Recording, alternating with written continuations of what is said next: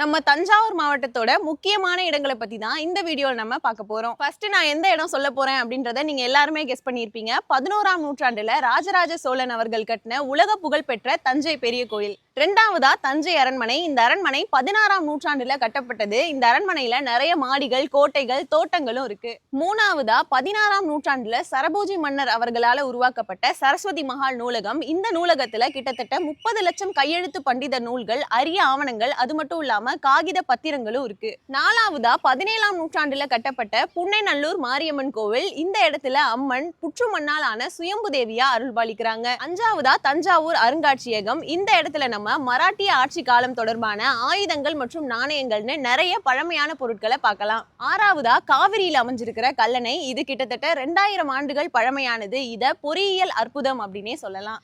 ஏழாவதா ரொம்பவே பிரபலமான கிறிஸ்துவ யாத்திரை தலமான நம்ம பூண்டி மாதா பேராலயம். எட்டாவதா வரலாற்று சிறப்புமிக்க கடற்கரை கோட்டையான மனோரா கோட்டை. இப்போ நான் சொன்ன 8 இடங்கள்ல உங்களுக்கு எந்த இடம் ரொம்ப பிடிக்கும் அப்படின்றத கமெண்ட் செக்ஷன்ல சொல்லுங்க. நான் ஏதாவது இடங்களை சொல்ல தவறி இருந்தேன் அப்படின்னாலும் அதையும் மறக்காம கமெண்ட் செக்ஷன்ல சொல்லுங்க.